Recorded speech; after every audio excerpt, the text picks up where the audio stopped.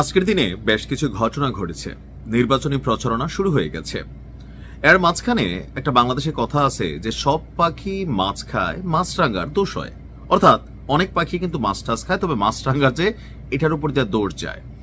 তো বিএনপির উপর বরাবরই দোষ আসতেছে যে বিএনপি যখন বলে যে আওয়ামী লীগের নির্দোষ নেতাকর্মীদের কোনো ক্ষতি হতে দেবে না বিএনপি, এই কথাটা কি অযৌক্তিক কোনো কথা? শতভাগ যৌক্তিক।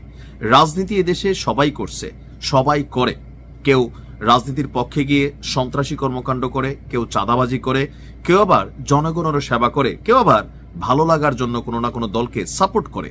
তো এটা বাংলাদেশের গণতান্ত্রিক অধিকার।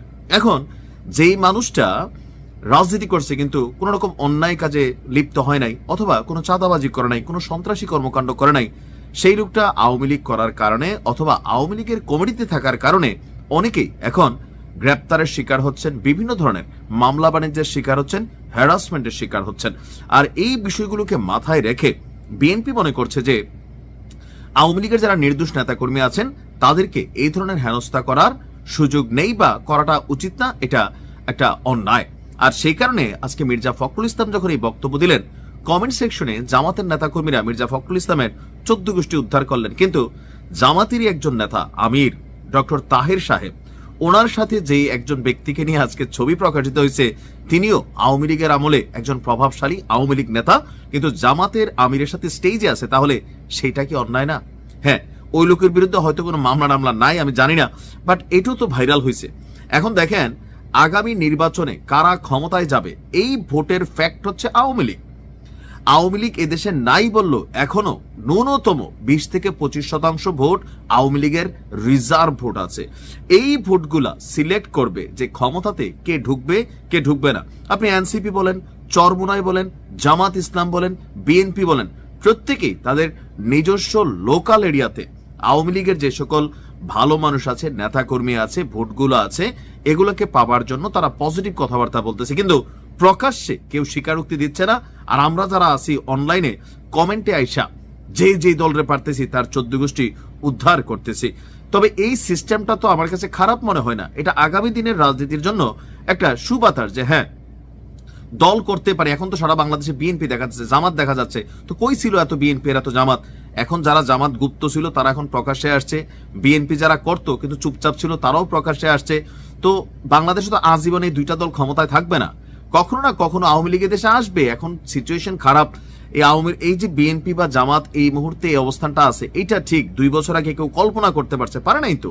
সো এই দেশে পরিস্থিতি বদলায়, তো কখনো বদলাইলে আজকে যারা বিএনপির নেতাকর্মী আছে কোনো রকম অন্যায় অত্যাচার করে নাই, জামাতের নেতাকর্মীরা আছে কোনো অন্যায় অত্যাচার করে নাই, কোনো মব করে নাই, কারোর বাড়ি ঘরে আগুন দেয় নাই, তো তাদেরকে যদি আওয়ামী লীগ সরকার এসে ধরে ধরে জেলে ভরে, তখন কি আপনি এটাকে সাপোর্ট করবেন? তখন কি বলবেন না যে মজলুমের উপর অত্যাচার করা হচ্ছে? অবশ্যই বলবেন। এখন নিজের উপরে পড়লে মজলুম, অন্যের উপরে হলে আল্লাহর গজব, এই যে মেন্টালিটি। আমি মনে করি মির্জা ফখরুল ইসলাম সাহেব তিনি যে বক্তব্য দিয়েছেন এটা রাজনীতিতে একটা স্ট্যান্ডার্ড তৈরি করছে, আর অন্যরা তলে তলে করতেছেন। বিএনপি একটু প্রকাশ্যে বলতেছে, যেমন ওইদিন হারুন সাহেবের একটা বক্তব্য নিয়ে খুব সমালোচনা হয়েছে। তিনি বলছিলেন যে আওয়ামী লীগের নির্দোষ কোনো নেতাকর্মীকে যদি ভুয়া মামলা দিয়ে গ্রেপ্তার করা হয়, প্রয়োজনে থানা ঘেরাও করব।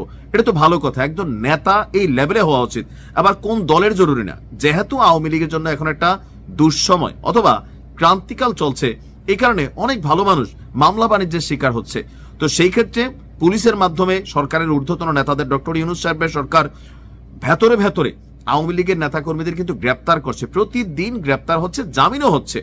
তো কমিটিতে নাম দেখলেই, এই যে বানিয়াচং থানার ঘটনা কি, এই ছেলেটা জুলাই আন্দোলনের যোদ্ধা, কিন্তু তাকে কমিটিতে নাম থাকার কারণে তাও 23 না 24 তাকে গ্রেপ্তার করে বসছে। তো এই ধরনের ঘটনাগুলোই তো সমাজকে নাড়া দেয়।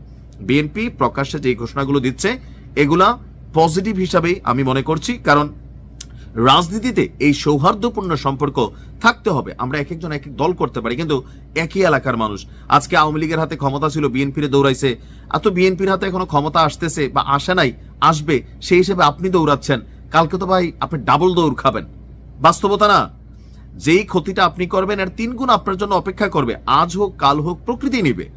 সো যখন রাজনীতিতে সৌহার্দ্যের সম্পর্ক আসে, তলে তলে সবাই ভোট ব্যাংক হিসেবে আওয়ামী লীগকে কানেক্ট করার চেষ্টা করছেন। উপরে হয়তো বিএনপি বলে বাকিরা বলেন না। আর আমি মনে করি এই বলাটার মধ্যে খারাপ কিছু নাই, যা হবে প্রকাশ্যে হবে, গোপনে না। মির্জা ফখরুল ইসলামকে ধন্যবাদ যে আওয়ামী লীগ করছে কিন্তু নিরীহ মানুষ অথবা কোনো মামলার সাথে কানেক্টেড না তাকে একটা মামলা দিয়ে ফাঁসানোর পক্ষে যেই পলিসি বা মামলা বাণিজ্য অনেক বিএনপির নেতাকর্মীরাও করতেছেন, এগুলা তাদের বিরুদ্ধে তার এই হুঁশিয়ারি বিএনপির মান সম্মান বাড়িয়েছে, কমায় নাই। ভালো থাকুন।